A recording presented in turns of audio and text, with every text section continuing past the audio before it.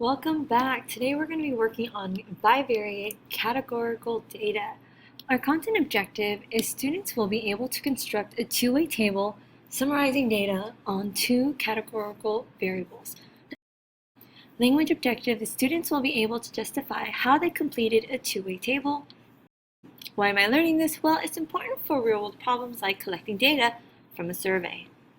So first thing, let's go ahead and jump straight into an example. It says here, Eddy wants to determine whether there is an association between gender and whether or not a person has their ear pierced. He collected data from a random sample of young adults, ages 13 to 18. So if Eddy wants to know, is there some association with the fact of being a male and having their ear pierced or not, and a female having the ear pierced or not, let's look at that. How many males and females have their ears pierced? So in order to do that, what you're going to have to do is look at the number of males that do have their ears pierced based on the data that we have. So 19 of the males pierced their ears out of a total of 90 males that were surveyed. Okay, so of the males that were surveyed, 19 out of 90, which does convert to 21%. So 21% of the male in this data does have their ears pierced. Now let's go ahead and take a look at the female population. Okay, so here 84 women have their ear pierced out of a total of 88 females that were surveyed. So to figure out the percent, we're going to do 84 divided by 88, which does give us approximately 96%. So of the female population from the survey, 96% has their ear pierced. So is there an association between gender and whether or not a person has their ear pierced? Okay, so we definitely have percentages to show us how many did pierce their ears. What about the percentage of the people that did not pierce their ears? What could you do? You can repeat this process except use the number from the column that says does not have ears pierced, or consider if 21% of the male population pierced their ears, then we can make the assumption that 79% did not. Okay, same thing with the female population. According to our data that 96% did have their ears pierced, that means a 4% did not. So from that data, okay, I'm able to come to the conclusion that yes, there is definitely an association with the gender and whether or not someone has their ear pierced. Because 96% of the women has their ear pierced, while most men do not, with 21%. Moving on to number 2, it says the table illustrates the results when 100 students were asked the survey questions. Do you have a curfew? Do you have assigned chores? Is there evidence that those who have a curfew also tend to have chores? So the first thing I need you to focus on is the fact that they're asking for those who have a curfew. So my focus now is strictly on the data that tells me that the people surveyed said yes, they have a curfew. So this is where my focus is at. Now I also want to know from that how many people were there. So I'm going to go ahead and add 40 and 10, which gives me 50. So for those, out of the 100 students, we know that 50 of them said yes, they have a curfew. So the next part says, for those who have a curfew also tends to have chores.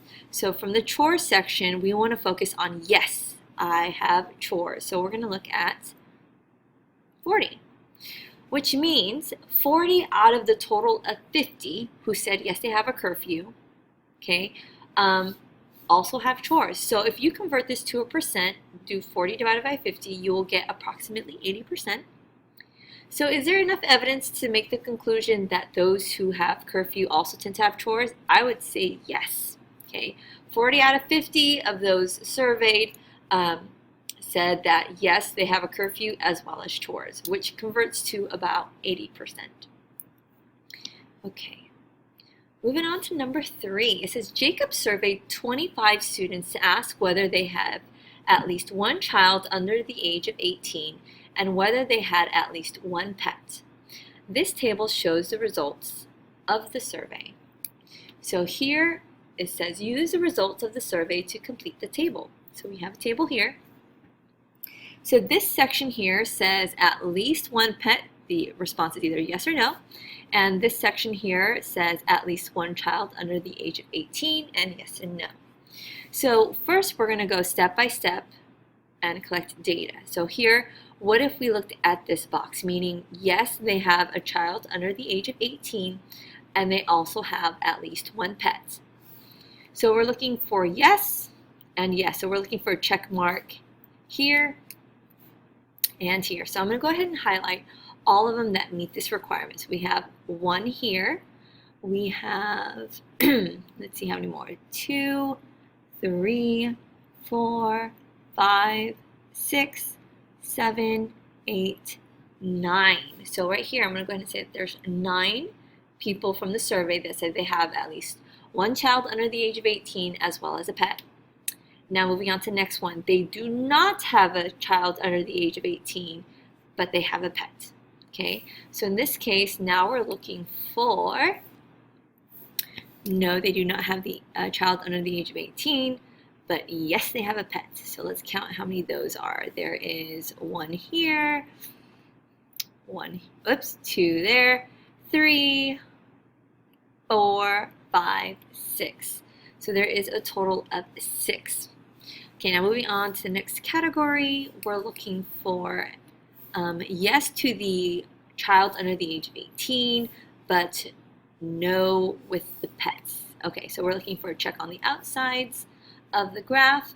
So let's see how many there are. There's 1 here, another 1 here, and that's it. So we're going to go ahead and say there's 2 people. And then last but not least, we want to look at how many students, how many people surveyed does not have the child under the age of 18 and does not have a pet. Let's see how many there are. There's 1, 2, 3, 4, 5, 6, 7, 8. So there's 8 people there. So there you go. We went ahead and completed the table based on the information given. So moving on. So it says here, part B, Jacob made the conjecture, which is basically making an assumption, kind of, that there is a possible association between whether an adult has at least one child under the age of 18 and whether an adult has one pet. State whether the results of the survey provide evidence that adults that have at least one child under the age of 18 also tend to have at least one pet. So here we're looking strictly at those who said yes to the fact that they have a child under the age of 18. So I'm going to go ahead and highlight. I'm looking in this section right here. They said yes, they have a child under the age of 18. Now from there, we also want to see, we want to see how many people there is altogether from that section. So there's 9 plus 2, which gives us 11. Then we're also looking for that this person also has at least one pet. So here we're going to look for yes. I would say that there's 9. So 9 out of 11, that converts to approximately 82%. So is that enough information to make the assumption that there's probably an association with the fact that you have a child at least one child under the age of 18, and then you tend to have at least one pet? I would say yes, because 82%, aka 9 out of 11, have at least one child with one pet. Okay. So now moving on, here it says Lisa is the owner of a local gym and is trying to determine, is there an association between gender and a person's favorite workout class? She gathers data and organizes it into the two-way frequency table below. So now you can see here that there is some missing information. So our first job is to complete the table. So I'm going to go ahead and kind of go in order. I'm going to look vertically. So here I see that 2 males chose Zumba. So how many females when there's a total of 45 who did choose Zumba? So I'm going to have to say 43. Why? Because 2 plus 43 is going to give me the total of 45. Okay, so here 16 females chose spinning. So how many males chose spinning when there's a total of 30 people? I would say 14, because again 14 plus 16 gives you 30. Here for weightlifting, 25 male chose that. And how many female? If there's a total of 35, I would say 10. Now here notice I can't do the same strategy because there's 2 missing, and that's not enough for me to go ahead and figure that out. but I can't figure out this one. However, I can determine this one. 45 plus 30 plus 35 plus whatever number this value is should give me a total of 150. So let's set this up as an equation just to show you how we could apply some of the math that we've learned this year. I'm going to go ahead and say 45 plus 30 plus 35 plus a value x is supposed to give you 150. What's the missing value? Well, we're first going to have to add these values up. 45 plus 35 is 80. 80 plus 30 is 110. So 110 plus x equals 150. We're going to subtract 110 from both sides, which leaves us with x equals 40. So this missing value here would be 40. Now from there, then I can make the assumption, okay, 5 males chose step. That means 35 women, female, chose step as well. So at this point, to figure out the total of how many males were surveyed, I'm just going to go ahead and add straight across. 2 plus 14 plus 25 plus 5 gives me 46. 43 plus 16 plus 10 plus 35 gives me 104. So there is our completed table. So next question is, how many females chose Zumba as their favorite class? So looking under Zumba, how many of them were female? 43 of them. So I'm going to say 43. Next question, how many males chose spinning as their favorite class?